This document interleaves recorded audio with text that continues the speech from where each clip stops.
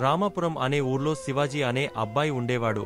5వ తరగతి చదువుతుండే శివాజీ ఒకానొక రోజున తన క్లాస్మేట్ పుస్తకాన్ని దొంగలించాడు. ఇంటికొచ్చి తల్లికి చూపిస్తే తల్లి సంతోషంతో మురిసిపోతూ మంచిపని చేశావు నాన్న అంటూ మెచ్చుకుంది. అంతేగాకుండా పక్కింటి వాళ్లందరికీ మా అబ్బాయి చాలా తెలివైనవాడు అంటూ కొడుకు గురించి గొప్పలు చెప్పుకునేది. ఇదంతా చూస్తోన్న శివాజీకి తాను చేస్తున్న దొంగ పనులు ఎప్పుడూ తప్పుగా అనిపించలేదు. వయస్సు పెరిగే కొద్దీ శివాజీ దొంగతనాలు, హత్యలు కూడా పెరిగిపోయి ఆ ఊర్లో ఒక పెద్ద దొంగగా పేరు తెచ్చేసుకున్నాడు. ఊర్లో రాను రాను దొంగతనాలు పెరిగిపోవడంతో ఆగ్రహించిన ఆ ఊరి ప్రజలు శివాజీపై పోలీసు కంప్లైంట్ ఇచ్చారు. దీంతో పోలీసులు ఊరిపై దాడి చేసి ఎలాగోలా శివాజీని పట్టుకుని కోర్టుకు తీసుకెళ్లారు. అక్కడ కేసు విచారించిన జడ్జి లెక్కకు మించి దొంగతనాలు చేసి మనుషుల ప్రాణాలను తీసిన శివాజీకి ఉరిశిక్ష విధించాడు. కోర్టులో జడ్జి తీర్పు విన్న శివాజీ తల్లి గుండెలు బాదుకుంటూ ఏడుస్తూ తన కొడుకును ఎలాగైనా కాపాడండి అంటూ కనిపించిన వారినల్లా అడుగుతుంది. శివాజీని ఉరిశిక్ష తీసే రోజు రానే వస్తుంది. చివరిసారిగా తన కొడుకుతో ఏమైనా మాట్లాడాలనుంటే మాట్లాడవచ్చని జైలు అధికారులు అతడి తల్లిని పిలిపించారు. తన కొడుకు ఇకపై తనకు దక్కడని విపరీతమైన దున్హకంతో ఏడుస్తూ ఆమె కొడుకు దగ్గరికి వెళ్ళింది. ఇనుప కమ్మిలకు అటువైపునున్న కొడుకును చూసి పలకరించగా కొడుకు మాట్లాడేది ఆమెకు సరిగా వినిపించలేదు. ఏంటి నాయనా అంటూ తన చెవులను కమ్మిలకు దగ్గరగా పెట్టగా ఒక్కసారిగా శివాజీ ఆమె చెవిని కసిగా కొరికేశాడు. ఇదంతా గమనిస్తూ ఉన్న జైలు పోలీసులు అతడిని పక్కకు లాగేసి, ఆమె నీకు కన్నతల్లేనా? తల్లి అయితే ఆమె చెవినే కొరికేస్తావా? నువ్వసలు మనిషివేనా అంటూ తిట్టిపోశారు. అప్పుడు నోరు తెరిచిన శివాజీ పట్టరాని కోపంతో ఇలా అన్నాడు, ఈరోజు నాకు ఉరిశిక్ష పడుతోందంటే దీనికంతటికీ ఆమె కారణం. చిన్నప్పుడు నేను దొంగతనం చేసిన రోజునే నన్ను దండించి ఇది తప్పురా నాన్నా అని చెప్పి ఉంటే ఈరోజు నేను ఇలా తయారయ్యేవాడినే కాదు. తప్పు చేసిన ప్రతిసారి ఈమె నన్ను ప్రోత్సహించిందేగాని ఏనాడు ఇది తప్పు అని చెప్పలేదు. అందుకనే నేను వ్యక్తిగా ఏమాత్రం ఎదగలేదు. ఈరోజు ఇలా అందరి ముందు దోషిలా నిలబడి నా జీవితానికి నేనే సమాధి కట్టుకుంటున్నాను అంటూ తన ముందు అసలు నిలబడవద్దని తల్లిని హెచ్చరించి పంపేశాడు శివాజీ. ఈ కథ ద్వారా మీరు తెలుసుకున్న నీతి ఏంటి? చిన్నప్పటినుంచే మంచి పద్ధతులు, అలవాట్లు నేర్చుకోవాలి. తప్పుడు దారుల్లో నడవకూడదు. దొంగతనం చేయకూడదు. దొంగతనం చేసినప్పుడు తల్లిదండ్రులు ప్రోత్సహించినప్పటికీ మీరు అలాంటి పనులు చేయకూడదు. తల్లిదండ్రులు కూడా తప్పు చేసినప్పుడు ఇది తప్పు అని తెలియజెప్పాలేగాని ఎట్టి పరిస్థితుల్లోనూ ప్రోత్సహించకూడదు. లేకపోతే శివాజీకి పట్టిన గతే మీ పిల్లలకు పడుతుంది. జరగాల్సింది జరిగిపోయిన తరువాత ఎంత విచారించినా లాభం ఉండదు. ఒక ఊర్లో రాజేష్, కామేశ్ అనే ఇద్దరు వ్యక్తులు ఉన్నారు. తన పొరుగింట్లో ఉంటోన్న రాజేష్ను ఎలాగైనా అధిగమించాలని అనుకుంటాడు. కామేశ్ తెలివితేటల్లోనూ, ఆస్తిపాస్తుల్లోనూ, మంచితనంలోనూ, పరోపకారం చేయడంలోనూ తనకంటే ఇంకెవరూ ఎక్కువగా ఉండకూడదని అతను ప్రయత్నిస్తూ ఉంటాడు. అయితే ప్రతిసారి ఇతడికి రాజేష్ చేతిలో భంగపాటే ఎదురవుతూ ఉండేది. రాజేష్ ఇంకెప్పటికీ వసూలు కాదని వదిలేసిన 2,000 రూపాయల బాకీ వసూలైంది. ఈ విషయం తెలిసిన కామేశ్ అసూయతో రగిలిపోతున్న సమయంలోనే దూరపు బంధువు ఒకడు వచ్చి అప్పు అడిగాడు. పట్టరాని కోపం వచ్చినా ఆపుకుని ఎలాగైనా సరే దీన్ని అవకాశంగా తీసుకుని రాజేష్ను దెబ్బతీయాలనుకుంటాడు కామేశ్. సమయానికి నా దగ్గర డబ్బులేదు. పరోపకారానికి మారుపేరైన మా పక్కింటి రాజేష్ నీకు సాయపడవచ్చు, వెళ్దాంరా అంటూ అతడిని రాజేష్ ఇంటికి తీసుకువెళ్లాడు. కామేశ్ ఊరి పెద్దలతో మాట్లాడుతున్న రాజేష్కు తన బంధువును పరిచయం చేసి డబ్బు అవసరమట, మీరే ఇవ్వగలనని చెప్పాడు. ఇంతలో కామేశ్ బంధువు రాజేష్తో మాట్లాడుతూ మీరు నాకు అప్పు ఇవ్వలేకపోతే నా ఇంకా కోతకు రాని వరిపంటను తనఖాగా పెట్టుకుని ఇవ్వండి, చాలా అవసరం అన్నాడు. ఇంతలో అక్కడ ఉన్న పెద్ద మనుషులు ఇప్పుడు వరిపంటకు అంత డిమాండ్ ఏమీ లేదు కదా, అలాంటప్పుడు ఆ పంటను ఎలా తనఖాగా పెట్టుకుంటారని రాజేష్కు సూచించారు. ఇంతలో రాజేష్ను ఎలాగైనా సరే ఇబ్బందుల్లో పడేయాలనుకున్న కామేశ్, మన రాజేష్కేంటండి, అతను ఎందులో చేయి పెట్టినా లాభమే సాధిస్తాడంటూ మాట్లాడాడు. పైన తథాస్తు దేవతలుంటారని కామేశ్ మంచి ఉద్దేశ్యంతో చెప్పాడు కాబట్టి అప్పు ఇవ్వమని చెప్పేశారు. ఆ పెద్ద మనుషులు సరేనన్న రాజేష్ అప్పుగా కొంత డబ్బును ఇచ్చి పంపేస్తాడు. తథాస్తు దేవతల దీవెనల చలువో లేదా తాను చేస్తున్న మంచి పనుల చలువో, మెచ్చుకుంటోన్న ప్రజల ఆశీర్వాదాల చలువోగాని రాజేష్ తనఖాగా పెట్టుకున్న వరిపంట బాగా పండింది. ఊహించని రీతిలో వరిపంట డిమాండ్ పెరిగి అమ్మకాలు కూడా ఊపందుకున్నాయి. తాను అప్పుగా ఇచ్చిన డబ్బు కంటే 10ంతల డబ్బును వరిపంట ద్వారా సంపాదించాడు. రాజేష్ విషయమంతా తెలిసిన కామేశ్ ఇంకా అసూయతో రగిలిపోతూ అరే ఎంత పని చేశానో, ఆ పంటను నేనే పెట్టుకుని ఉంటే మంచి పేరుకు మంచి పేరు, డబ్బుకు డబ్బు వచ్చి ఉండేవి, అన్నింటినీ పోగొట్టుకున్నాను కదా అనుకున్న కామేశ్ ప్రతిక్షణం కుమిలిపోతూ కాలం వెళ్లదీయసాగాడు. కాబట్టి పక్క వ్యక్తి అభివృద్ధి చెందుతూ ఉంటే రోజు రోజుకు ఎదిగిపోతుంటే అందుకు కుమిలిపోవడం, అసూయతో రగిలిపోవడం కాకుండా మనం కూడా అభివృద్ధి చెందేందుకు ప్రయత్నించాలని ఈ కథ ద్వారా అర్థమైంది కదూ. ఒక చిన్న నీటి సరస్సులో పక్షులన్నీ కలసిమెలసి జీవనం సాగిస్తుండేవి. అందులో ఎక్కువగా హంసల సంఖ్య ఎక్కువగా ఉండేవి. ఓ ఎండాకాలంలో ఆ సరస్సులో నీరు తక్కువ అవడంతో బాతులన్నీ వలస వెళ్లిపోయాయి. అందులో ఒక్క నల్లని బాతు మాత్రం అక్కడే హంసలతో పాటు ఉండిపోయింది.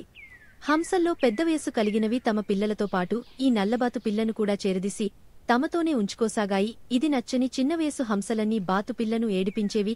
తమతో ఉండవద్దని, నువ్వు అందంగా ఉండవు, మేము చూడు ఎంత తెల్లగా ఉన్నామో అంటూ మాటలతో గాయపర్చేవి.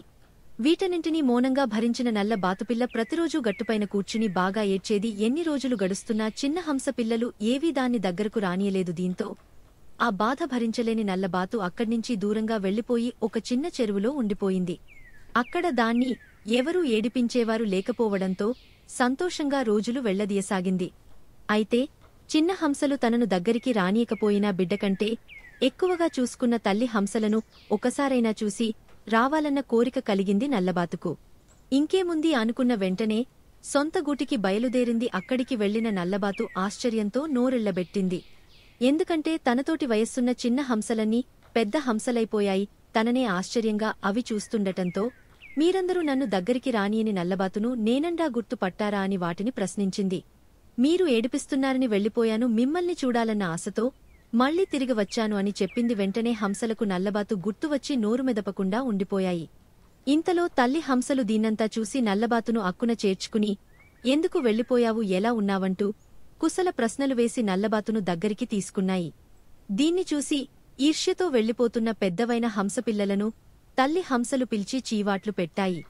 మీరంతా బయటకు కనిపించే అందాన్నే చూస్తున్నారు, మనసును చూడటం లేదు. రంగు నల్లనైనప్పటికీ బాతుకు మనమందరమంటే ఎంతో ప్రేమ. మనం మర్చిపోయినప్పటికీ మనల్ని గుర్తుపెట్టుకుని అంత దూరం నుంచి వెతుక్కుంటూ వచ్చింది. అలాంటిదాన్ని బాధపెట్టడం మంచిది కాదు. ఇప్పుడు మీరు చిన్నపిల్లలు కాదు, పెద్దవాళ్లు అయినారు, మంచి చెడ్డలు ఆలోచించాలంటూ బుద్ధి చెప్పాయి తల్లి హంసలు. దీంతో చేసిన తప్పును తెలుసుకున్న హంస పిల్లలు తమను మన్నించమని నల్లబాతును కోరాయి. నల్లబాతు సంతోషంగా వాటిని స్వీకరించటంతో ఆనందంగా నీళ్లలోకి గంతులు వేసుకుంటూ చేపలు పట్టేందుకు వెళ్లిపోయాయి. ఇక అప్పటినుంచి అవన్నీ కలసిమెలసి ఐకమత్యంతో సంతోషంగా జీవనం గడపసాగాయి. జోగయ్య అనే రైతు ఉన్నాడు. భార్య పిల్లలతో చూడముచ్చటైన కుటుంబం అతడిది. అతడికి రాము అనే 10 ఏళ్ల కొడుకు, భాగ్య అనే 5 ఏళ్ల కూతురు. అంటే పంచప్రాణాలు తనకున్న కొంత పొలంలో వ్యవసాయం చేసే జోగయ్య చిన్నపాటి గొర్రెల మందను కూడా పెంచుతుండేవాడు. ఒకరోజు పొలం పని చేసే కూలీలతో పొలానికి వెళ్తూ పాటు గొర్రెల మందని తోలుకుని పొలానికి వెళ్లాడు జోగయ్య. అంతేగాకుండా తాను పొలం పనులు చూసుంటుంటే గొర్రెలకు కాపలా ఉంటాడని కొడుకును కూడా పొలానికి తీసుకువచ్చాడు. నాయనా రాము, నేను పక్కనే కూలీలతో పొలం పని చేయిస్తూ ఉంటాను, నువ్వు గొర్రెల మందను జాగ్రత్తగా గమనిస్తూ ఉండు అని చెప్పాడు జోగయ్య. కాని ఇక్కడకు అప్పుడప్పుడు పెద్ద పులి వస్తూ ఉంటుంది కాబట్టి చాలా జాగ్రత్తగా ఉండాలని హెచ్చరికగా చెప్పాడు. ఒకవేళ పులి వచ్చినట్లయితే గట్టిగా కేకలు వేయమని చెప్పి కూలీలతో పనులు చేయించటంలో మునిగిపోయాడు జోగయ్య. అసలే ఆకతాయి కుర్రాడైన రాము తండ్రిని ఆటపట్టించాలని అనుకున్నాడు. అనుకున్నదే తడవుగా నాన్నా నాన్నా పెద్ద పులి వచ్చింది అంటూ పెద్దగా అరిచాడు. నిజంగానే పులి వచ్చిందేమో అనుకున్న జోగయ్య కూలీలతో కలిసి పెద్ద పెద్ద కర్రలు గడపారలతో పరుగు పరుగున వచ్చాడు. ఇది చూసిన రాము, నాన్నా పులి లేదు, ఏమీ లేదు, ఊరికే మిమ్మల్ని ఆటపట్టించాలని కేకలు వేశానని చెప్పాడు. దీంతో కోప్పడిన జోగయ్య ఇలాంటి పని ఇంకెప్పుడు చేయవద్దని రాముని హెచ్చరించి కూలీలతో కలిసి వెళ్లిపోయాడు. మరికొంతసేపు కిమ్మనకుండా ఉన్న రాము మళ్లీ నాన్నా నాన్నా పెద్ద పులి వచ్చింది అంటూ కేకలు వేశాడు. ఈసారి కూడా నిజమేననుకున్న జోగయ్య కర్రలు గడపారలతో ఊరికి వచ్చాడు. అయితే ఈసారి కూడా ఆటపట్టించేందుకే కేకలు వేశానని రాము చెప్పడంతో చెంప పగులగట్టిన జోగయ్య కోపంగా వెళ్లిపోయాడు.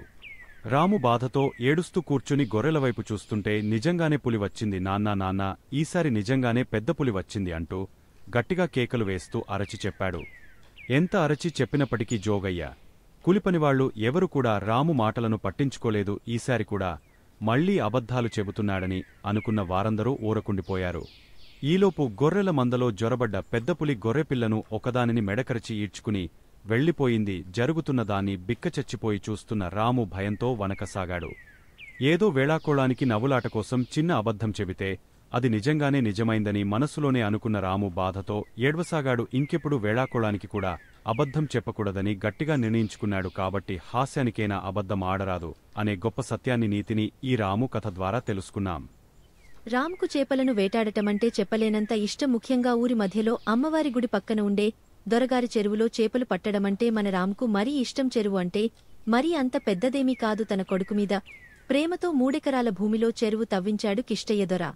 ఆ చెరువులో రంగురంగుల చేపలు మొప్పలను అల్లర్చుతూ తిరుగుతుంటాయి. అంతేనా, బాతులు ఎక్కడెక్కడి నుంచో వచ్చే కొంగలు, పెద్ద పెద్ద రెక్కలున్న పక్షులు దొరగారి చెరువు గట్టుమీది చెట్లపై గూళ్లు కట్టుకుంటాయి. గూళ్లలో పొదిగిన గుడ్లు పిల్లలు కాగానే దూర ప్రాంతాల నుంచి వచ్చిన పక్షులు అక్కడి నుంచి వెళ్లిపోతాయి. అయితే పిల్లలను చేపలు పట్టడానికి దొరగారు ససేమిరా అంగీకరించరు. ఎందుకంటే చెరువు దగ్గరకు వచ్చే పిల్లలు ఒకటే అల్లరి చేస్తారు, చేపలను బెదరగొడతారు.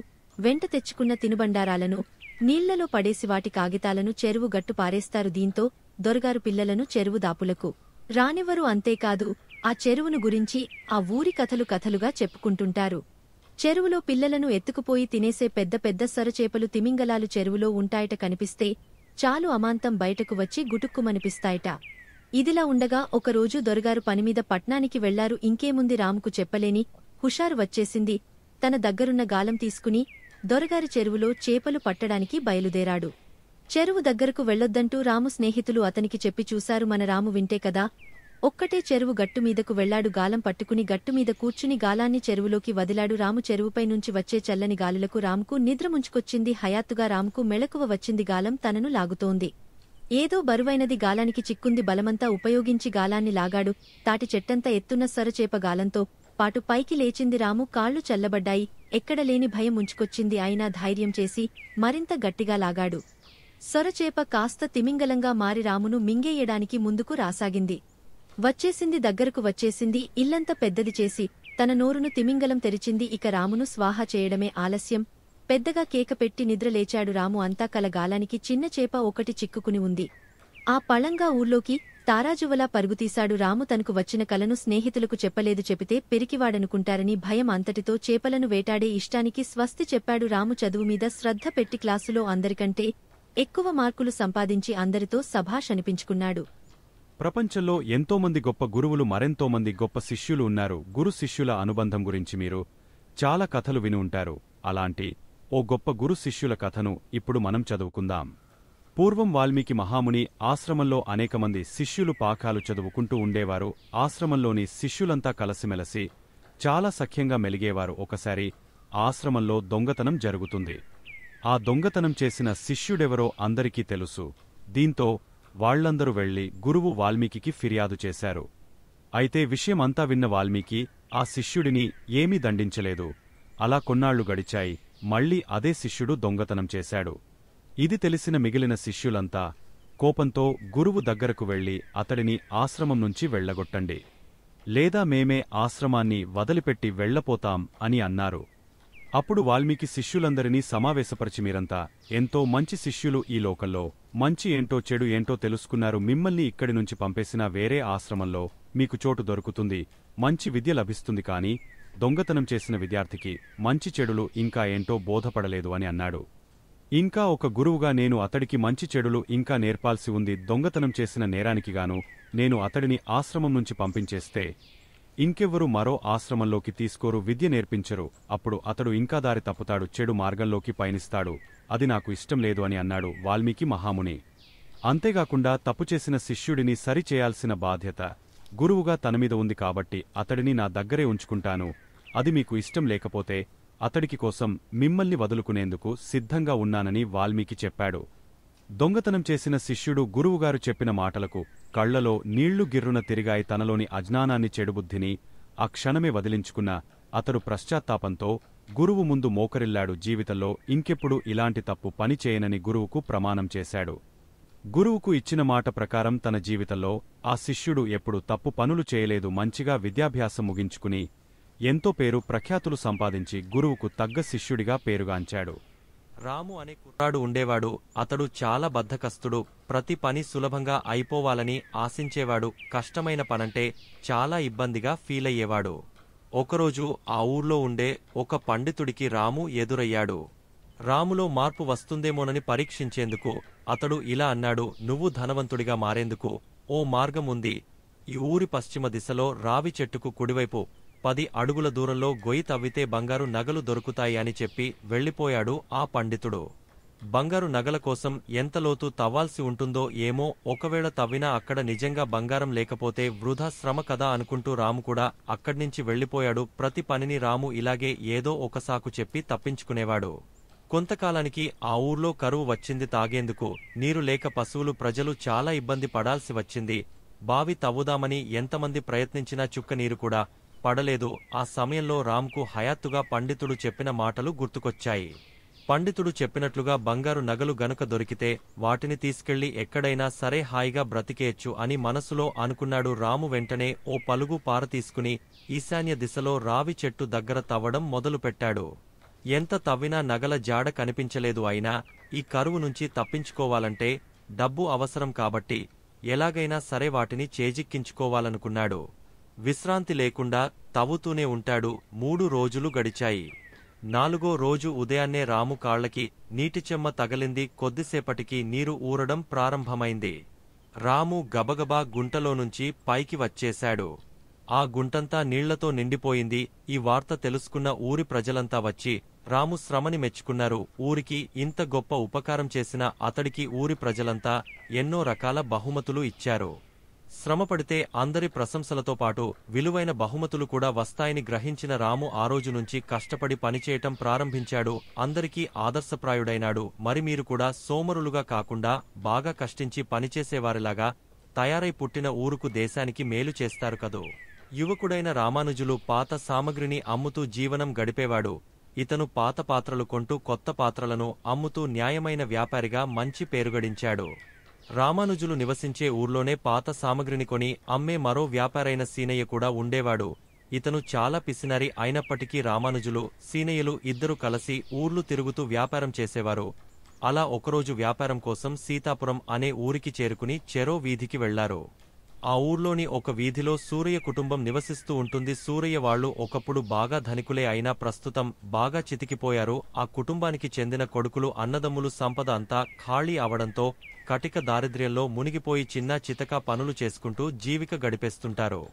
అయితే వారి వద్ద అనేక పాత్రలున్నాయి. వాటిలో ఒకటి బంగారు పాత్ర. బాగా బతికిన రోజుల్లో సూరయ్య దాన్ని ఉపయోగించి ఉంటాడు. పేదవారు అవడంతో దాన్ని వాడకుండా పక్కన పెట్టేయడంతో అది మరకలు పట్టి ఉండటం వల్ల దాన్ని ఎవరు బంగారు పాత్ర అనుకోరు. ఆ ఇంటి ఆడవాళ్లకు కూడా అది బంగారు పాత్ర అని తెలియదు. అదే వీధిలోకి వ్యాపారం కోసం వచ్చిన సీనయ్య పాత పాత్రలు తీసుకుని కొత్తవి ఇస్తామంటూ అరుస్తూ వస్తుంటాడు. దీన్ని చూసిన సూరయ్య కుటుంబంలోని పెద్దావిడ అతడిని పిలిచింది. కూర్చోమని చెప్పి అతడి చేతికి బంగారు పాత్రను ఇచ్చి, బాబు దీన్ని తీసుకుని మా అమ్మాయికి ఏమైనా ఇవ్వు అని అడిగింది. లోభివర్తకుడైన సీనయ్యకు ఆ పాత్రను చూడగానే అది బంగారు పాత్ర కావచ్చునని తోచింది. అతను దాన్ని తిరిగేసి బోర్లవేసి తిప్పి తిప్పి చూసి కడ్డీతో గీరి అది బంగారమేనని రూజి చేసుకున్నాడు. వెంటనే దాన్ని కాజేసేందుకు పథకం వేసి, దీనికి ఏం వస్తుందమ్మా, ఇదేం అంత వెల చేయదు అంటూ ఆ పాత్రను విసిరేసి లేచి వెళ్లిపోయాడు. మరి కాసేపటికి ఇంటి దారిలోనే రామానుజులు పాత్రలు అమ్ముతూ వస్తాడు. అది చూసిన సూరయ్య ఇంట్లోని పెద్దావిడ రామానుజులను పిలిచింది. కూర్చోబెట్టి లోనికెళ్లి బంగారు పాత్రను తీసుకొచ్చి ఇచ్చి మారుకు ఏమైనా ఇవ్వమని అడిగింది. ఆ పాత్రను చేతిలోకి తీసుకున్న రామానుజులు పరీక్షగా చూసి, అమ్మా, ఇది చాలా లక్షలు విలువ చేసే పాత్ర. దీనికి సమానమైన విలువగల వస్తువులు నా వద్ద లేవు అని చెప్పాడు. దీంతో ఆ పెద్దావిడ, నాయనా, ఇంకో వ్యాపారి ఇది చాలా తక్కువ విలువ చేస్తుందని విసిరి పారేసి వెళ్లిపోయాడు. ఒకవేళ ఇది మంచి విలువైనదే అయి ఉండవచ్చు కదా, దీన్ని తీసుకుని మారుకు ఏదైనా ఇచ్చివెళ్ళు అని చెప్పింది. దీంతో రామానుజులు తన వద్దనున్న పాత కొత్త సామగ్రినంతటినీ ఆమెకు ఇచ్చి, అమ్మా, ఇవి తప్ప నా వద్ద ఇంకేవీ లేవు అని నిజాయితీగా చెప్పి ఆమెకు నమస్కరించి అక్కడ్నించి వెళ్లిపోయాడు. ఇంతలో లోభి అయిన సీనయ్య తాను వేసుకున్న పథకం ప్రకారం తిరిగి ఆ ఇంటికి వచ్చి ఆ పాత్ర ఇలా పారేసి ఏదో ఒకటి తీసుకుని వెళ్ళండి అని పిలిచాడు. అంతా విన్న పెద్దావిడ కోపంతో ఊగిపోతూ, ఏం నాయనా, లక్షలు విలువ చేసే పాత్ర ఏ విలువ చేయదన్నావుగా, నువ్వు వెళ్లగానే ఇంకో పుణ్యాత్ముడు వచ్చి తన వద్దనున్న వాటినన్నింటినీ ఇచ్చి ఆ పాత్రను తీసుకెళ్లిపోయాడు అంటూ కసిగా చెప్పింది. ఆ మాట విన్న సీనయ్య మతిపోయినట్లయింది. అంత విలువైన పాత్రను వాడు కాజేశాడా, నాకు ఇంత నష్టం చేస్తాడా అంటూ ఆవేశంతో నదీ తీరానికి పరుగెత్తుకుంటూ వెళ్లిపోయాడు. పెద్దావిడ మాట విన్న సీనయ్యకు నిజంగా మతి భ్రమించినట్లయి తన వద్దనున్న డబ్బు సరుకులు అన్నింటినీ అలాగే విడిచి పరుగులెత్తాడు. అతడు నదీతీరాన్ని సమీపించగానే రామానుజులు పడవలో అవతలివైపుకు దాటుతుండటం కనిపించింది. అది చూసిన సీనయ్యకు ఆవేశం కట్టలు తెంచుకురాగా గుండె వేగంగా కొట్టుకుసాగింది. అంతే, ఒక్కసారిగా నోటివెంట రక్తం కూడా కారసాగింది. తనకంటే బాగా లాభపడ్డ రామానుజంపై తీవ్రమైన ద్వేషంతో సీనయ్య గుండె పగిలి అక్కడికక్కడే ప్రాణాలు వదిలేశాడు. నిజాయితీగా ఉన్న రామానుజులు మాత్రం దానధర్మాలు, పుణ్యకార్యాలు చేస్తూ తనకున్న మంచి పేరును నిలబెట్టుకున్నాడు. అసూయ, ఆవేశం అనేది మనిషిని ఎంతటి ప్రమాదానికి గురిచేస్తాయో సీనయ్య కథను చదివితే అర్థమైందా? ఎప్పుడు కూడా నిజాయితీ, కష్టపడేతత్వమే మనిషిని విజయం వైపు నడిపిస్తాయి. రామానుజులు నిజాయితీగా నడుచుకోవడం వల్ల జీవితంలో సుఖపడ్డాడు. దైవభక్తుడైన సింహాచలం ఊరూరా తిరుగుతూ దేవుడి గురించి ప్రచారం చేస్తూ వెళ్తుంటాడు. అలా ఒకరోజు గరుడాద్రి అనే ఊర్లో దేవుడి గురించి, దేవుడి మహిమల గురించి ప్రజలకు తెలియజెప్పి పూజలు జరిపించి మరో ఊరికి బయలుదేరాడు. మార్గమధ్యంలో ఓ అడవి గుండా వెళ్లాల్సి వస్తుంది. అడవిలో ప్రయాణం చేస్తున్న సింహాచలంకు బాగా అలసటగా ఉండటంతో గుబురుగా ఉన్న ఒక చెట్టు వద్దకు వెళ్లి దాని నీడలో విశ్రాంతి తీసుకునేందుకు ఉపక్రమించాడు. నడచి నడచి అలసిపోవడంతో అలాగే కళ్ళు మూసుకుని పడుకున్నాడు. ఇంతలో ఒక మూలనుంచి ఏదో జంతువు కదిలిన శబ్దం రావడంతో అటువైపు చూశాడు సింహాచలం. అంతే, ఎదురుగా ఉన్న జంతువును చూసి భయంతో బిక్కచ్చిపోయాడు. దేవుడా, ఈ పులి బారినుంచి నన్ను కాపాడాల్సిన బాధ్యత నీదేనంటూ భారం దేవుడిమీద వేశాడు సింహాచలం. ఈ క్రూర జంతువు ఎలాగైనా సరే నన్ను తినేస్తుంది, నీ మహిమ వల్లనే నేను బ్రతకగలను, నీ భక్తుడినైన నన్ను కాపాడు స్వామి అంటూ భయంతో కళ్ళు మూసుకుని దేవుణ్ణి ప్రార్థించసాగాడు సింహాచలం. అలా ఎంతసేపటికి పులి దగ్గరకు రాలేదు. మెల్లిగా భయంగా కళ్ళు తెరిచి చూశాడు. అంతే, మరోసారి ఆశ్చర్యంతో నోరెళ్లబెట్టక తప్పలేదు సింహాచలానికి. ఎందుకంటే ఎదురుగా పులి కూడా 2 కాళ్లు పైకెత్తి దేవుణ్ణి ప్రార్థిస్తూ ఉంది. ఇదంతా ఆ భగవంతుడి మహిమేనేమో అనుకున్న సింహాచలం కాస్తంత ధైర్యం తెచ్చుకుని పులి దగ్గరకు వెళ్లాడు. ఓ పులిరాజా, ప్రాణభయంతో ఉన్న నేను నువ్వు నన్ను చంపకుండా ఉండాలని, నీ నుండి నన్ను రక్షించాలని ఆ దేవుడిని వేడుకుంటున్నాను. దాంట్లో ఓ అర్థముంది, మరి నువ్వెందుకు ప్రార్థిస్తున్నావు అని ప్రశ్నించాడు సింహాచలం. ఓ మానవుడా, నేను కూడా నీ నుంచి నన్ను రక్షించమని ఆ భగవంతుడిని వేడుకుంటున్నాను అని చెప్పింది పులి. ఎందుకు తిరిగి ప్రశ్నించాడు సింహాచలం. ఎందుకంటే ఇప్పుడు మీ మానవులు మా వన్యప్రాణులను ఇష్టం వచ్చినట్లుగా చంపేస్తున్నారు కదా, దీంతో మా జాతులన్నీ అంతరించుకుపోతున్నాయి. మాకు స్వేచ్ఛగా బ్రతికే అవకాశమే లేకుండా పోతోంది. అలా జరగకుండా చూడాలనే నేను దేవుణ్ణి ప్రార్థిస్తున్నాను అని చెప్పింది పులి. నిజమే కదా, ఈ రోజుల్లో వన్యమృగాలను వేటాడి చంపడంలో మన మానవులు ముందే ఉన్నారు. మనుషులు ఎలా స్వేచ్ఛగా తుకుతున్నామో వన్యప్రాణులను కూడా అంతే స్వేచ్ఛగా బ్రతకనియాల్సిన బాధ్యత మనందరిమీద ఉంది. కాబట్టి వన్యప్రాణులను వేటాడి చంపేసేవారిని తీవ్రంగా వ్యతిరేకిద్దాం. ఒక అడవిలో ఒక నక్క ఉండేది. దానికి ఆశ ఎక్కువ, అన్నీ తనకే కావాలని పేరాశ. కాని అది చిన్న జంతువు కదా, అందువల్ల దాని ఆశ తీరడం లేదు. ఏ సింహమోపులో వేటాడి తినగా మిగిలిన జంతువుల మాంసం తిని జీవనం చేస్తుండేది. ఇలా ఉండగా ఒక వేటగాడు లేడిని చంపి దానిని భుజాన వేసుకుని వస్తున్నాడు. అంతలో అతడికి ఒక అడవి పంది కనిపించింది. వెంటనే గురిచూసి పందిపై బాణం వదిలాడు. బాణం కొద్దిగా గురి తప్పి తగలటం వల్ల పందికి గాయం అయింది తప్ప వెంటనే ప్రాణం పోలేదు. అది కోపంతో వేటగాడిమీదికి దూకి అతడిని చంపి మరికొంత సేపటికి పంది కూడా చచ్చిపోయింది. ఆ దారినే వస్తున్న నక్క, చచ్చిపడి ఉన్న లేడి పంది, పాము వేటగాడిని చూసింది. ఒక్కసారిగా దానికి బోలెడు మాంసం లభించడంతో అసలే దురస కదా, వేటగాడి పక్కనే పంది ఉన్న బాణంకు నరం బిగించి ఉంది. ఈ 4 మాంసం తరువాత తాపిగా తినవచ్చు, ముందు ఈ నరంతో ఇప్పటికి సరిపెట్టుకుందాం అని ఆ బాణానికి బిగించిన నరాన్ని కొరికింది. నరం తెగతంతో వంగ ఉన్న బాణం వద్ద ఊపుగా నిటారుగా సాగి నక్క గుండెకు గట్టిగా గుద్దుకున్నది. నక్క అక్కడికక్కడే మరణించినది.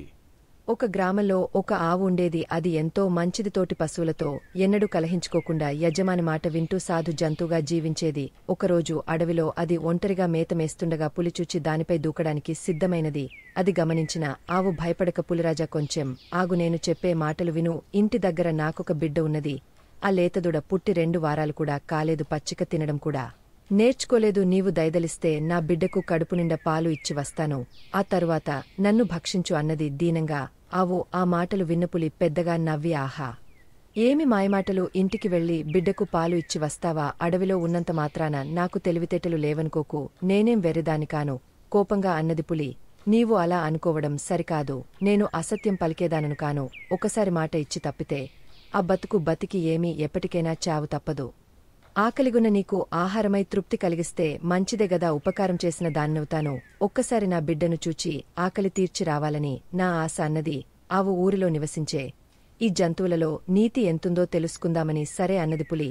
ఆవు ఇంటికి పోయి దూడకు కడుపునిండా పాలిచ్చి కోడెదూడ శరీరాన్ని ప్రేమతో నాకుతూ నాయనా బుద్ధిమంతురాలుగా మంచితనంతో జీవించు తోటివారితో స్నేహంగా ఉండి ఎట్టి పరిస్థితులలోనూ అబద్ధాలాడకు, మంచి ప్రవర్తనతో పేరు తెచ్చుకో అని బిడ్డకు మంచి బుద్ధులు చెప్పి ఆవు అడవికి చేరుకున్నది. ఆవుని చూచిన పులికి ఆశ్చర్యం కలిగింది. తన ప్రాణాలకంటే ఇచ్చిన మాట ముఖ్యం అనుకున్నా ఆవు ఎంతో గొప్పది, దీనిని చంపితే తనకే పాపం అనుకుని ఆవుని వదిలివేసింది పులి. సింగరాయగుంట అనే ఊర్లో సుబ్బయ్య అనే ఒక వడ్రంగ ఉండేవాడు. అతను ఊర్లోని వాళ్లందరికీ వడ్రంగ పనులు చేసి పెడుతూ జీవనం సాగస్తుండేవాడు. అదే ఊర్లోని చెట్లపైన కోతుల గుంపులు కూడా చాలా ఉండేవి. ఈ కోతులు చాలా అల్లరివి. ఊర్లో ఎవరిని కూడా ప్రశాంతంగా ఉండనిచ్చేవి కావు. ఇళ్లలో పెంచుకున్న పండ్ల మొక్కల్లోంచి పండ్లన్నింటినీ తెంపి తినేసి ఇష్టం వచ్చినట్లుగా పడవేసేవి. ఎవరు ఎలాంటి పని చేస్తున్నా కోతుల గుంపు అక్కడ ప్రత్యక్షమై ఆ పనిని నాశనం చేస్తూ ఉండేవి. ఇదంతా చూసిన ఊరివాళ్లందరూ అబ్బా, ఈ కోతుల పీడ ఎప్పటికి వదులుతుందో అని టుకుంటూ ఉండేవాళ్ళు. ఇదిలా ఉంటే వడ్రంగ సుబ్బయ్య ఒకరోజు ఓ చెట్టు దగ్గర ఎండిపోయి ఉన్న చెక్క దూలాన్ని చూశాడు. తనకు పనికొస్తుందని భావించిన అతడు దాన్ని ఎలాగైనా తీసుకెళ్లాలని అనుకున్నాడు. చెట్టునుంచి ఎండిన ఆ దూలాన్ని వేరుచేసే పనుల్లో నిమగ్నమయ్యాడు. ఈలోపు మధ్యాహ్నం కావడం, బాగా ఆకలిగా ఉండటంతో భోజనానికి ఇంటికి బయలుదేరాడు. వెళ్తూ చెక్కదులాన్ని విడిగా చీల్చి మేకులు కొట్టి అది దగ్గరకు రాకుండా వదిలిపెట్టాడు. ఇక మిగతా పనిని భోజనం చేసి వచ్చి చూద్దాంలే అనుకుంటూ దానక్కడే వదిలేసి వెళ్లిపోయాడు సుబ్బయ్య. అలా వెళ్లాడో లేదో అల్లరిముక అయిన కోతుల గుంపు అక్కడికి చేరిపోయింది. ఆ చెట్టుపైన ఒకటే ఆటలు పాటలు చెప్పలేనంత అల్లరి చేస్తూ ఆ ప్రాంతాన్నంతా అల్లకల్లోలం చేశాయి. అప్పుడే వాటి కన్ను మధ్యకు చీల్చి ఉన్న దూలంపై కన్నుపడింది. ఇదేంటో చూద్దామనుకుంటూ ఓ కోతి చీల్చి ఉన్న దూలం మధ్యలో దూరి కూర్చుని మధ్యలో ఉన్న మేకుల్ని తీసి అవతల విసిరి పారేసింది. ఎప్పుడైతే కోతి మేకుల్ని తీసేసిందో అప్పుడే దూలం చటుక్కున దగ్గరికి అయిపోయింది. ఇంకేముంది, దూలం మధ్యలో ఇరుక్కుపోయిన కోతి పొట్ట బాగా నలిగిపోయి ఊపిరాడక చనిపోయింది. దీనంతా కళ్లారా చూసినా కోతులన్నింటికీ అప్పటికిగాని బుద్ధి రాలేదు. తాము చేస్తోన్న అల్లరి పనుల వల్లనే ఇలా అయ్యిందని, ఇకపై ఎప్పుడూ అలా చేయకూడదని అవి నిర్ణయించుకుని ఏడుస్తూ చచ్చిపోయిన కోతి చుట్టూ చేరాయి. మరి ఈ కథలో నీతి ఏంటో అర్థమైందా మనవి? కాని పనుల జోలికి ఎప్పుడు వెళ్లకూడదు. అనవసరంగా ఇతరుల పనుల్లో వేలు పెడితే అది మనకే ప్రమాదంగా మారుతుందని ఈ కోతుల కథ ద్వారా తెలుస్తోంది కదూ. అసలే మే నెల ఎండలు మండిపోతున్నాయి. ఎండాకాలం కావడంతో పొలాలు, చెరువులు, బావులు అన్నీ నీరు లేక ఎండిపోయాయి. ఇలాంటి సమయంలోనే ఒక కాకికి బాగా దాహం వేస్తోంది. విపరీతమైన దాహంతో అది దానికి తెలిసిన ప్రాంతాలన్నింటినీ నీటికోసం గాలించేసింది. ఎక్కడా దానికి ఒక్క నీటి చుక్క కూడా కానరాలేదు. అలా నీటికోసం కాకి వెతకని చోటు లేదు. నీరు మాత్రం దొరకడం లేదు. దీంతో అది రోజుకు నీరసించిపోతోంది. ఇక ఇప్పట్లో నీరు దొరుకుతుందన్న ఆశ కూడా లేకపోవడంతో దేవుడా, నన్ను నీవే రక్షించాలి అని మనసులో అనుకుంటూ అలాగే ఉండిపోయింది. ఎప్పట్లాగే ఒకరోజు కాకి నీటికోసం వెతుకుతుండగా ఒక చెట్టు కింద ఓ మట్టి కూజాలో నీరు కనిపించింది. నీరు బాగా అడుగున ఉండటంతో కాకి వాటిని తాగాలంటే అందటం లేదు. దొరికిన నీటిని ఎలాగైనా సరే తాగి తీరాలని అనుకుంది. అయితే ఎలాగంటూ ఆలోచనలో పడింది. వెంటనే ఆ మట్టి కూజాను ఒకవైపుకు వంచింది. కూజా మెడ ప్రాంతం బాగా సన్నగా ఉండటంతో నీటిని కాకి అందుకోలేకపోయింది. ఇప్పుడెలాగబ్బా అనుకుంటూ అటూ ఇటూ తిరిగింది. అలా తిరుగుతుండగా వెంటనే దానికో ఉపాయం తట్టింది. ఆ కూజాను నిటారుగా నిలబెట్టి చెట్టు కింద ఉండే చిన్న గులకరాళ్లను ఒక్కోటిగా తెచ్చివేయడం మొదలెట్టింది కాకి. అలా వేస్తుండగా కూజాలోంచి నీరు మెల్లమెల్లగా పైకి రావటం మొదలైంది. పైకి వచ్చిన నీటిని చూసిన కాకి సంతోషంతో గబగబా తాగేసి దాహం తీర్చుకుంది. తాను చేసిన ప్రయత్నం ఫలించటంతో కాకి పట్టరాని ఆనందంతో ఎగిరిపోయింది. ఈ కథ ద్వారా మీరు తెలుసుకున్న నీతి ఏంటంటే, ఏదైనా ఒక సమస్య మనకు ఎదురైనప్పుడు వెంటనే కుంగిపోకుండా బాగా ఆలోచించి మంచి నిర్ణయం తీసుకోవాలి. అలాగే మనం అనుకున్నది సాధించాలంటే ముందుగా కష్టించి పనిచేయటం నేర్చుకోవాలి. బాగా ఆలోచిస్తే ఎంత పెద్ద సమస్యకైనా పరిష్కారం అనేది తప్పకుండా దొరుకుతుంది. సిబి చక్రవర్తి ఆపదలో ఉన్న వారికి సాయం చేసేవాడు. ఎవరు ఏది అడిగినా దానం చేసేవాడు. ఒకరోజు ఒక పావురం వచ్చి ఆయన దగ్గర వాలింది. శత్రువు నుంచి తనను కాపాడమని తిమాలింది. సరే అని దానికి మాట ఇచ్చాడు. ఇంతలో ఒక డేగ వచ్చి ఈ పావురం నా ఆహారం, దీనిని నేను తరుముతూ వచ్చాడు, ఇది నాది, నాకు ఇచ్చే అని కోపంగా అడిగింది డేగ. పక్షిరాజా, ఈ పక్షిరాజుని రక్షిస్తానని మాట ఇచ్చాను పావురం, తప్ప ఇంకేమైనా అడుగు అన్నాడు. శిబిచక్రవర్తి మాట తప్పని రాజుగా అందరూ నిన్ను గొప్పగా చెప్పుకుంటారు, అయితే పావురమంత బరువుగల నీ తొడ మాంసం ఈ అని అడిగింది డేగ. శిబిచక్రవర్తి త్రాసు తెప్పించి ఒకవైపు లెన్లో పావురాన్ని ఉంచి రెండోవైపు పళ్ళెంలో తన తొడ మాంసం కోసివేశాడు. ఎంత మాంసం కోసివేసినా పావురంతో సమానం కాలేదు. చివరికి తానే త్రాసు పళ్ళెంలో కూర్చున్నాడు. పావురానికి బదులుగా మొత్తం తన శరీరాన్నంతా తినేయమని డేగను వేడుకున్నాడు. వెంటనే డేగ ఇంద్రునిగా, పావురం అగ్నిదేవునిగా మారినవి వారిద్దరిని చూసి శిబిచక్రవర్తి ఆశ్చర్యపోయాడు. ఇంద్రుడు, అగ్నిదేవుడు ఇలా అన్నారు. శిబిచక్రవర్తి, మేం నిన్ను పరీక్షించాలని వచ్చాము. ఈ పరీక్షలో నీవు గెలిచావు. నీదాన గుణము 10 మంది చెప్పుకుంటే విన్నాము, కాని ఈనాడు స్వయంగా చూసి సంతోషించాము. ఈ భూమి సూర్య చంద్రులు ఉన్నంతవరకు గొప్ప దాతగా నీ పేరు చిరస్థాయిగా నిలిచిపోతుంది అని దీవించి వెళ్ళిపోయారు. ఒకరోజు ఓ నక్క నదీ తీరాన్న కూర్చుని భోరు భోరుమని ఏడుస్తోంది. అది విని చుట్టూ పక్కల కన్నాల్లో ఉన్న పీతలు బయటికి వచ్చి నక్కను ఎందుకు ఏడుస్తున్నావు అని అడిగాయి. అయ్యో, నన్ను నా బృందంలోని వేరే నక్కలన్నీ అడవిలోంచి తరిమేసేయి అని ఏడుస్తూనే సమాధానమిచ్చింది నక్క. పీతలు జాలిగా ఎందుకలా జరిగిందని అడిగాయి. ఎందుకంటే ఆ నక్కలన్నీ మిమ్మల్ని తినాలని పన్నాగమల్లుతుంటే నేను వద్దన్నాను. మీలాంటి చక్కని జీవాలను అవి ఎలా తినాలనుకున్నాయి అంది నక్క. ఇప్పుడు ఎక్కడికి వెళ్తావని అడిగాయి పీతలు. తెలీదు, ఏమైనా పని చూసుకోవాలి అని దీనంగా జవాబిచ్చింది. ఆ నక్క పీతలన్నీ కలిసి ఆలోచించాయి. మన వల్లే దీనికి కష్టం వచ్చింది, మనమే ఆదుకోవాలి అని నిర్ధారించాయి. వెళ్లి నక్కను తమకు కాపలాకి ఉండమని అడిగాయి. నక్క దబ్బున ఒప్పుకుని కృతజ్ఞతలు తెలిపింది.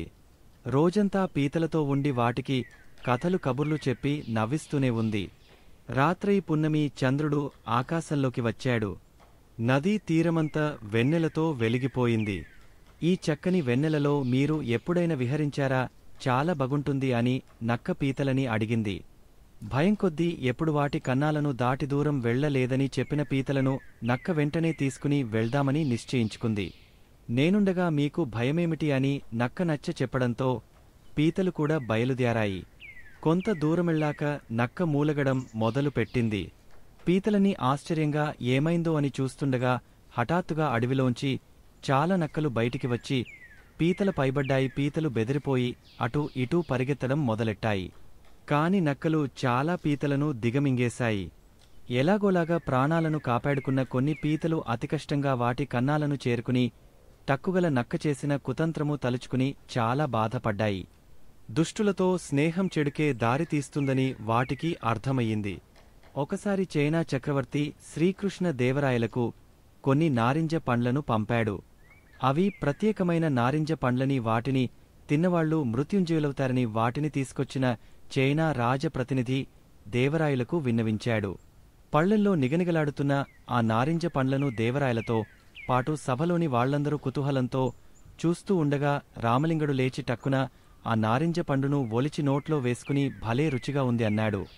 అది చూసిన వారందరూ ఆశ్చర్యపోయారు. ఈ చర్యకు శ్రీకృష్ణ దేవరాయలకు చెప్పనలవి కాని కోపమొచ్చింది. అవి చైనా చక్రవర్తి నా కోసం పంపిన పండ్లు. నా అనుమతి లేకుండా తీసుకున్నా నీకు మరణశిక్ష తప్పదు అన్నారు. ఆ మాటలు విన్న తెనాలి రామలింగడు పకపకా నవ్వాడు. ఈ నవ్వు చూసిన రాయలకు మరీ కోపం ఎక్కువై ఎందుకు నవ్వుతున్నావని అడిగారు. నవ్వక ఏం చేయమంటారు ప్రభూ, ఏ పండ్లు తింటే మృత్యుంజయులవుతారని చెప్పారో ఆ పండ్లను నోట్లో వేసుకోగానే నాకు మరణదండన విధించారు. మరి ఆ పండ్లకు మహిమ ఉన్నట్టా లేనట్టా అన్నాడు. రామలింగడు నవ్వుతూ ఈ మాటలతో రాయలకు నవ్వుములకెత్తడంతో ఆయనతో పాటు సభలో ఉన్న వారందరూ నవ్వారు. మృత్యువును జయం చేసే మహిమ ఆ పండ్లకు లేవని అర్థం చేసుకున్నాక అద్భుతమైన తీపితో కూడిన ఆ పండ్లను రాయల అనుమతి మేరకు సభలోని వారందరూ ఆరగించారు. రామలింగడి తెలివి ఎలాంటిదో చూశారు కదా. నీతి, క్లిష్టమైన పరిస్థితుల్ని కూడా మేధాశక్తితో జయించాలి. రామాపురం అనే గ్రామంలో సిద్ధయ్య అనే కుమ్మరి ఉండేవాడు. పేదవాడైన సిద్ధయ్య కుండలు చేసి ఆ గ్రామంలో అమ్మి కుటుంబాన్ని పోషిస్తుండేవాడు. సిద్ధయ్య తన కొడుకు, కూతుర్లను బాగా చదివించి ప్రయోజకులను చేయాలని కలలు కంటూ ఉండేవాడు. పేదరికం వల్ల ఎన్ని కష్టాలు ఎదురైనా పట్టుదలతో తన పిల్లలను చదివించసాగాడు సిద్ధయ్య. 10వ తరగతి పాసైన కొడుకును కాలేజీలో చేర్పించి చదివించసాగాడు సిద్ధయ్య. పిల్లలిద్దరినీ బాగా చదివించాలని అనుకున్న సిద్ధయ్య మరికొన్ని రోజులకు తన అభిప్రాయాన్ని మార్చుకున్నాడు. కూతుర్ని కూడా చదివించాలంటే డబ్బులు సరిపోవు కాబట్టి కొడుకును చదివిస్తే సరిపోతుందనే నిర్ణయానికి వచ్చాడు. అంతేగాకుండా ఆడపిల్ల చదివి ఏం చేస్తుంది? ఉద్యోగాలు చేయాలా? ఉర్లేళాలా? అయినా ఎప్పటికైనా ఓ అయ్య చేతిలో పెడితే అత్తారింటికెళ్లి గుట్టుగా కాపురం చేసుకుంటుంది అని అనుకున్నాడు సిద్ధయ్య. దాంతో ఉన్నఫలంగా కూతుర్ని చదువు మాన్పించేసి ఇంట్లో ఉంచేశాడు. అదలా ఉంటే ఉద్ధరిస్తాడన్న కొడుకు కాలేజీ ఎగ్గొట్టి సినిమాలు, షికార్లు, స్నేహితులతో జల్సా చేయసాగాడు. చదువును నిర్లక్ష్యం చేయడంతో పరీక్షలు తప్పాడు. బాగా చదువుతాడనుకున్న కొడుకు ఇలా చెడుదారుల్లో నడవటం తెలిసిన సిద్ధయ్య బాగా బాధపడ్డాడు. చేసేదేమీ లేక కొడుకును కూడా చదువు మాన్పించి ఇంటిపట్టునే ఉంచుకుని కుండలు చేయడం నేర్పించాడు. కుండలు చేయడమే గాకుండా ఆ పనిలో మంచి శిక్షణను ఇచ్చాడు సిద్ధయ్య. అలాగే వాటిని మంచి ధరకు అమ్మటం కూడా ఎలాగో నేర్పించాడు. దీంతో 4 రాళ్లు సంపాదించడంతో సిద్ధయ్య కొడుకుకు కష్టంలోని తీయదనం తెలిసివచ్చింది. ఇప్పుడు బుద్ధిగా ఇంటిపట్టున ఉంటూ తండ్రి చెప్పినట్లుగా నడుచుకోసాగాడు. అయితే కూతురి విషయంలో తాను చేసిన తప్పును గ్రహించిన సిద్ధయ్య ఇప్పటికైనా మించిపోయింది లేదని అనుకుని కూతుర్ని మళ్లీ బడిలో చేర్పించాడు. తండ్రి అనుకున్నట్లుగా ఆమె బాగా చదువుకుని త్వరలోనే మంచి ఉద్యోగం సంపాదించింది. తాను చేసిన తప్పును సరిదిద్దుకున్న సిద్ధయ్య ఆనందానికి ఇప్పుడు అవధులే లేవు. చదువును పక్కన పెట్టి చెడు తిరుగుళ్ల పాలైన కొడుకు ఇక పనికిరాడని బాధపడిన సిద్ధయ్య కొన్ని రోజుల్లోనే కొడుకు దారిలోకి రావడం, కూతురు బాగా చదువుకుని మంచి ఉద్యోగం సంపాదించడంతో సంతోషంతో ఉబ్బితబ్బిబ్బవుతున్నాడు. కాబట్టి కొడుకులు ఉద్ధరిస్తారు, కూతుళ్లకు చదువెందుకు అనే అభిప్రాయంతో ఉండే పెద్దలు సిద్ధయ్య అనుభవంతో ఇప్పటికైనా మేల్కొంటారని ఆశిస్తూ. రామాపురం అనే ఊళ్ళో రామారావు అనే పెద్ద మనిషి ఉండేవాడు. ఆయనకు 2 కొడుకులు. వారిలో ఒకరికి తన వ్యాపార బాధ్యతలను అప్పగించాలని అనుకుంటాడు రామారావు. అయితే 2 కొడుకుల్లో ఎవరు తెలివైనవారో తెలుసుకుని వారికే వ్యాపారాన్ని అప్పజెప్పాలని ఆలోచిస్తాడు. దీనికోసం 2 కొడుకులకు ఒక పరీక్ష పెడతాడు రామారావు. అందులో ఎవరు నెగ్గితే వారికే వ్యాపార బాధ్యతలను అప్పజెబుతానని కొడుకులతో అంటాడు. కొడుకులిద్దరికీ కొంత డబ్బును ఇచ్చిన రామారావు ఈ డబ్బుతో ఎవరైతే ఇంటిని పూర్తిగా నింపగల వస్తువులను కొని తెస్తారో వారికే వ్యాపారం అప్పజెబుతానని అంటాడు. దీంతో తండ్రి ఇచ్చిన డబ్బు తీసుకుని ఉన్నపళంగా మార్కెట్ల వైపుకు వేగంగా వెళ్లాడు పెద్ద కొడుకు. మార్కెట్లో ఉన్న వస్తువులన్నింటి గురించి అడిగి తెలుసుకున్నాడు. తండ్రి ఇచ్చిన డబ్బు మొత్తానికి గడ్డి కొని నింపసాగాడు. ఎంత గడ్డి వేసినా ఇల్లు నిండలేదు. రెండో కొడుకు మాత్రం తండ్రి అప్పజెప్పిన పనిని ఎంతో తెలివితేటలతో పూర్తి చేయాలని దీర్ఘంగా ఆలోచించి చివరకు 1 రూపాయిని ఖర్చు చేసి ఒక క్రొవ్వొత్తిని కొని ఇంటికి తెస్తాడు. వెంటనే దానిని వెలిగించగానే ఇల్లంతా వెలుగు పరచుకుంటుంది. దీన్ని చూసిన రామారావు తెలివితేటలతో ఇంటినంతా వెలుగుతో నింపిన చిన్న కొడుకు ఆలోచనకు సంతృప్తి చెంది అతడికే వ్యాపార బాధ్యతలను అప్పజెబుతాడు. సరిగా ఆలోచించలేక గడ్డితో ఇంటిని నింపుతున్న పెద్ద కొడుకు అవస్థను చూసి దగ్గరికి పిలిచి తమ్ముడికి సహాయంగా వ్యాపారం చూసుకోమని చెబుతాడు రామారావు. కాబట్టి ఈ కథను బట్టి మనకు తెలిసిన నీతి ఏమిటంటే తెలివితేటలతో ఎంత పెద్ద సమస్యనైనా సులభంగా పరిష్కరించవచ్చు. అలాగే తెలివితేటలతో దేనినైనా సాధించవచ్చు.